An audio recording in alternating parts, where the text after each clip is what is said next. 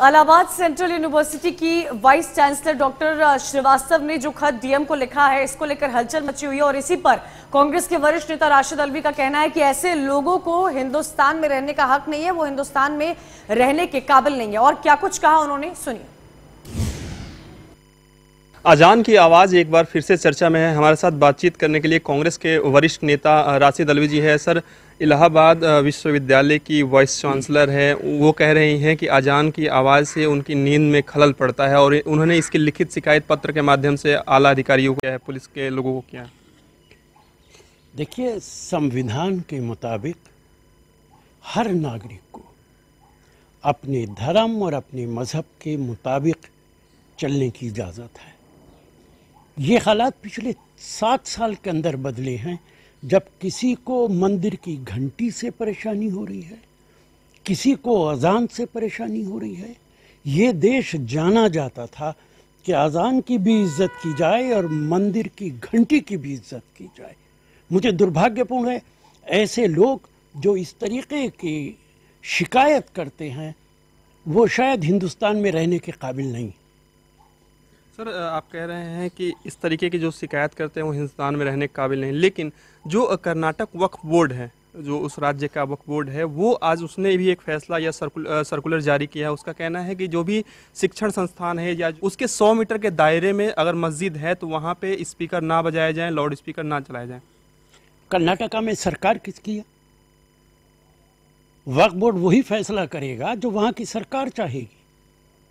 और भारतीय जनता पार्टी की सरकार जहां जहां होगी वहां पे सिर्फ झगड़े होंगे अजान के, लव जिहाद के, घर वापसी के, सीएए के। उनका कोई ताल्लुक विकास से नहीं है, उनका कोई ताल्लुक रोजगार से नहीं है, उनका कोई ताल्लुक पेट्रोल और डीजल की कीमतों से नहीं है। वो इस देश के समाज को तोड़ देना चाहते हैं, यही उनका मकसद है।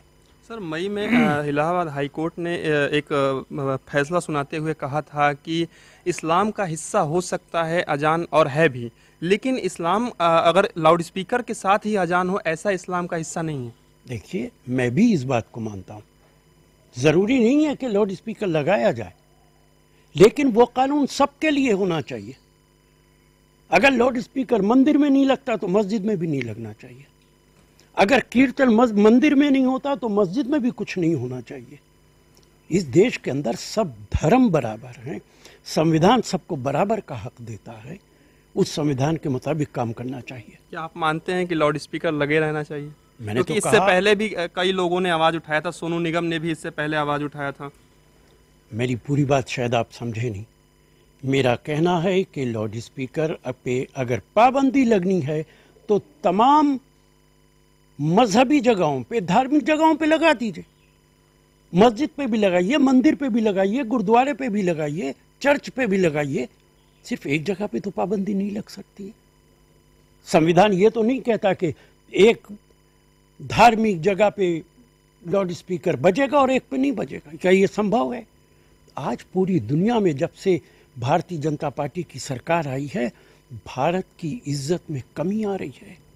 स्वीडन की अभी रिपोर्ट आई है जिसमें कहा गया है कि भारत के अंदर पहली बार ऐसा हो रहा है कि लोगों की आज़ादी खतरे में पड़ी है। बिल्कुल, तो ये थे हमारे साथ राशिद अल्वी जी।